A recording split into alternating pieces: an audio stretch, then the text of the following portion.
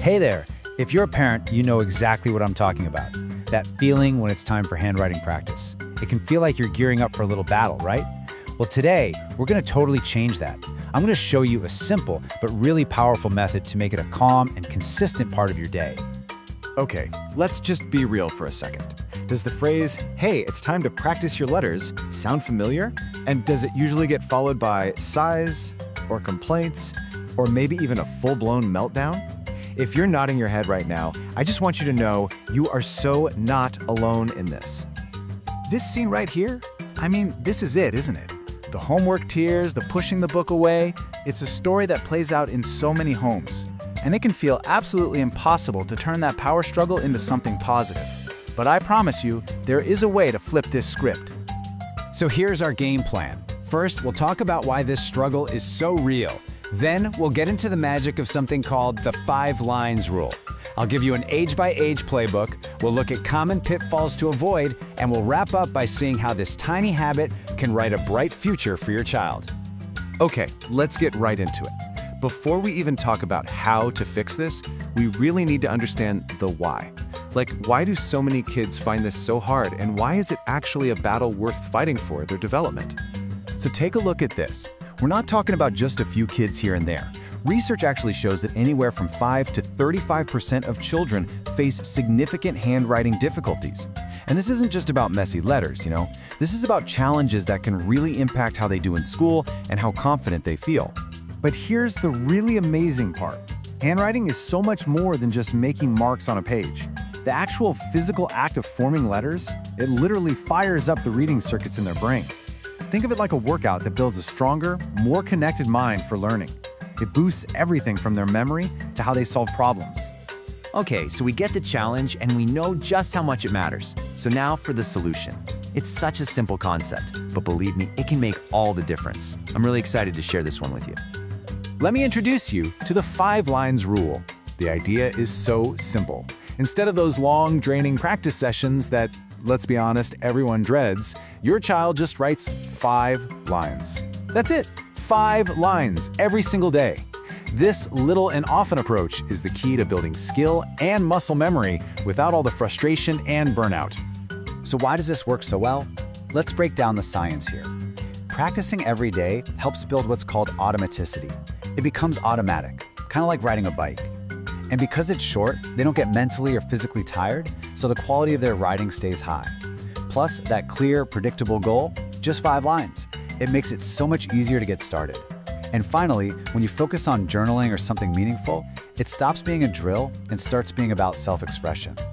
Okay, so you're probably thinking, this sounds great, but how do I actually do it? Well, let's get super practical. In this next part, we're going to walk through exactly what the 5 lines rule looks like at different ages, from preschool all the way to 5th grade. I like to think of it as a journey with a few key stops. For the little ones, ages 3 to 5, it's all about building blocks. Then, from kindergarten to 2nd grade, we're really forming those solid foundations. And for the older kids in grades 3 to 5, the goal is developing real fluency and confidence. So what could those 5 lines actually be? Well, for a kindergartner, it could be as fun as drawing a picture and writing 5 words to label it. For a 1st or 2nd grader, a simple journal entry about their day is absolutely perfect. And for your older kids, you can get really creative. Have them write a 5-line poem or a quick summary of a cool science fact they learned. Now, before they even pick up a pencil, let's talk about their setup. This is a game changer. It's called the 90-90-90 posture rule. Super simple. Feet flat on the floor, knees bent at a 90-degree angle, and hips also bent at 90 degrees. This stable posture is the secret weapon against getting tired, and it gives them way more control. And don't forget, great handwriting starts with strong hands. You can build up those crucial muscles through play. And this is the fun part. Things like rolling Play-Doh, using tweezers to sort little beads, squeezing a spray bottle, or even just tearing paper. All of these are fantastic mini workouts for the muscles they need to hold the pencil properly. Okay, so we have our positive game plan. Now let's talk about what not to do. Seriously, avoiding these common pitfalls is just as important as everything else we've talked about. This is how we make sure practice doesn't turn back into a power struggle. First up, try your best not to focus only on neatness. Instead, praise their effort. That's what really matters.